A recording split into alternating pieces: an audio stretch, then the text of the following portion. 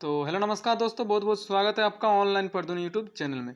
तो दोस्तों हम आज बात करने वाले हैं पीएम किसान सम्मान निधि योजना के बारे में। दोस्तों बहुत सारे किसान भाई कमेंट कर रहे थे, उसी का जवाब मैं आप लोगों को देने वाला हूं, जो कि पीएम किसान से रिलेटेड कमेंट है। सबसे पहला क्वेश्चन कि एफटीओ बताने के बाद भी पैसा आने में अभी क्यों देरी हो रही है। दोस्तों एफटीओ बता रहा है और पैसा आपका क्यों नहीं आ रहा है, मैं आपको बताऊंगा। और सेकंड नंबर क्वेश्चन था कि मेरा आरएफटी 6 महीनों से बता रहा है, तो मेरे आवेदन में क्या गलती है और मुझे क्या सुधार करना होगा, वो भी मैं आपको बताऊंगा कि आपका अगर आरएफटी 6 महीनों से बता रहा है और आपका पैसा नहीं आ रहा है तो आपको क्या सुधार करना होगा। और थर्ड नंबर, पीएफएमएस बैंक खाली क्यों दिखता है। ये तीन सवालों का जवाब देने वाला हूँ मैं आपको, और इसका हल बताने वाला हूँ कि क्या आपको इसमें समाधान करना होगा। पहला एफटीओ का, आरएफटी का, और थर्ड नंबर पीएफएमएस बैंक खाली क्यों दिखता है। तो चलिए सबसे पहले मैं आपको एक स्टेटस दिखा देता हूँ जिसमें एफटीओ बता रहा है तो पैसा आपका कब तक आ जाएगा। कि दोस्तों आपके भी अगर स्टेटस में FTO is generated and payment confirmation is pending बता रहा है और आपका पैसा अभी आने में क्यों देरी हो रही है, थोड़ा विस्तार से चलिए समझते हैं। देखिए दोस्तों, आपको पता होगा जब आपका एफटीओ फंड ट्रांसफर ऑर्डर मिल जाता है तब आपका पैसा आपके अकाउंट में 2-3 दिन बाद भेज दिया जाता है। तो अभी क्या हो रहा है, अभी एफटीओ बताने के बाद भी बहुत दिनों लग रहा है पैसे आने के लिए, मतलब बहुत दिनों से एफटीओ बता रहा है, पैसा आ ही नहीं रहा है। करीबन किसी किसी का 5 दिन 6 दिन, यहाँ तक कि 10 दिन 15 दिन तक एफटीओ बता रहा है, फिर भी उनका पैसा उनके अकाउंट में नहीं आ रहे हैं।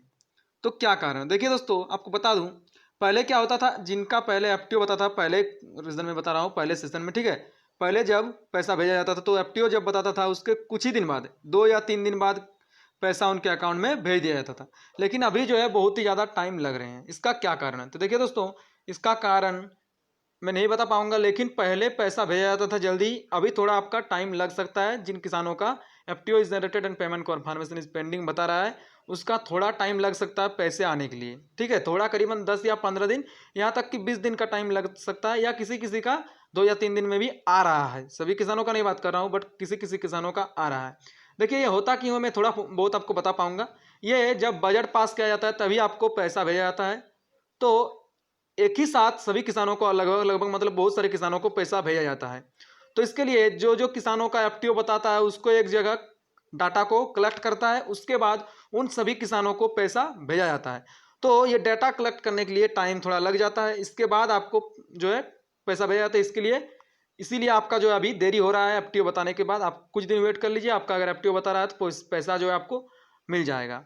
सेकंड और बात कर लेते हैं आरएफटी, जो किसान भाइयों का 6-7 महीनों से बता रहा है उनका पैसा आएगा या नहीं आएगा, उसको क्या सुधार करना होगा, तो चलिए जान लेते हैं। पर मैं आपको आरएफटी वाला एक स्टेटस दिखा रहा हूँ, ठीक है, सिर्फ बताने के लिए दिखा रहा हूँ मैं। तो यहाँ पर आप देख पा रहे होंगे RFT sign by state for first installment. तो बहुत सारे किसानों का क्या हुआ है, ये जो है आरएफटी किसी किसी किसान भाई का 6 महीनों से या 7 महीनों से या सालों भर से आरएफटी बता रहा है।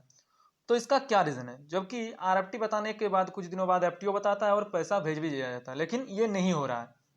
तो देखिए दोस्तों, आपका अगर कुछ ऐसा हो रहा है, 6 महीनों से 7 महीनों से आरएफटी बता रहा है, तो आपको सुधार की जरूरत है। आप सुधार करेंगे तो ही आपका पैसा आएगा।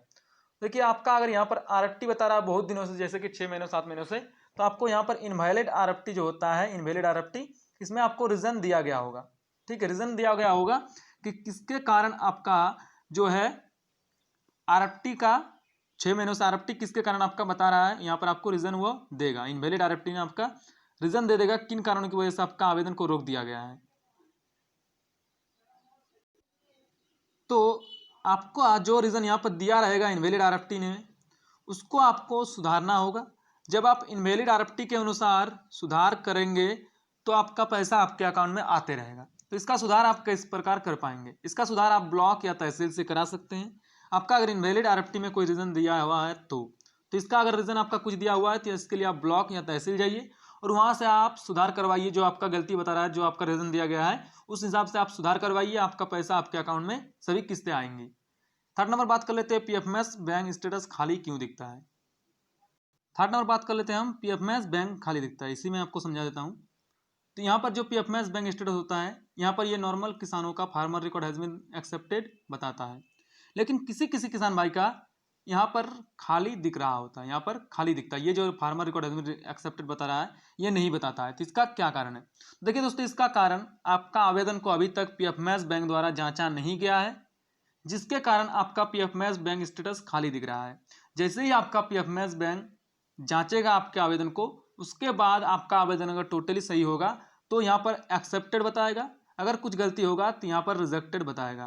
तो आपका अगर पीएफएमएस बैंक खाली दिख रहा है तो इसके लिए आपको वेट करना होगा कुछ दिन। जैसे ही पीएफएमएस बैंक आपके आवेदन को जांच लेगा, उसके बाद टोटली अगर उसमें सही पाया गया होगा तो उसके आपको आवेदन को आपके वो एक्सेप्ट कर लेगा। ठीक है, इसमें आपको टेंशन लेने की जरूरत नहीं है आपका अगर पीएफएमएस बैंक स्टेटस खाली दिख रहा है तो बस दोस्तों, इस वीडियो में इतना इन्फॉर्मेशन देना था। वीडियो को लाइक कीजिएगा, नीचे कमेंट कर दीजिएगा, कोई दिक्कत होगी तो। चैनल को सब्सक्राइब नहीं किया तो सब्सक्राइब करके बगल में आपको एक घंटे का बटन दिख रहा होगा, उसमें क्लिक करके ऑल में क्लिक कर दीजिएगा। चलिए इस वीडियो को इंप्लीमेंट करते हैं। जय हिंद, वंदे मातरम।